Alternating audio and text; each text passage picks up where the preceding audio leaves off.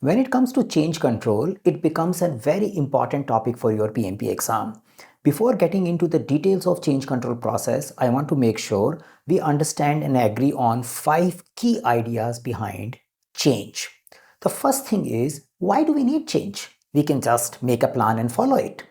We know that things keeps evolving. Our estimation keeps improving. The external situation keeps changing. The change may be triggered externally, maybe internally. So for a project, I cannot assume that I will execute the plan as it is because I need to adapt to the changing situation. The second question comes in mind is, do I need to follow change control process for all changes? The answer is no. That is something we need to define in our change control plan. The changes which requires more holistic overview review, those are the changes which will go for change control. There are other changes like someone is taking leave today and you need to shift some of the work from today to tomorrow. You probably can do it without thinking of following the change control process. The third thing many a time people think is change is bad, or should we consider changes are problems? The answer is no.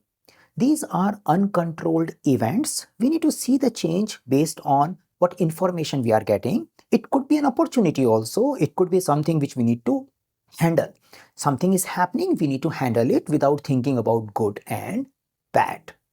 The fourth thing people think about is how long I can keep changing. So for a PMP exam perspective, even the question indicates that you are towards the end of the project, sometime at the last day of the project. But if someone is coming up with an idea which requires change, you need to give attention to that person. You need to follow appropriate process which you agreed in your change control to see should we really respond to the change which is getting suggested at a later stage of the project. So don't get influenced when the change is coming. You need to follow your appropriate agreed change control process irrespective of when it is coming. The final point, the fifth point, do we have a difference between change control in agile ways of working versus predictive way of working? The answer is, in a predictive way of working, we are not expecting that many changes.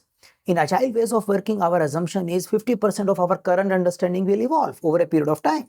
So we need a lightweight change control process, which is usually centered around product owner doing continuous backlog refinement. In a predictive life cycle, since expectation or confidence in the plan is high, we probably need more stringent change control process because we want to make sure these changes are not derailing in the integrated project. And that's why, and that's the difference. Keep these 5 ideas in your mind, and then we follow more ideas related to change control in subsequent shots.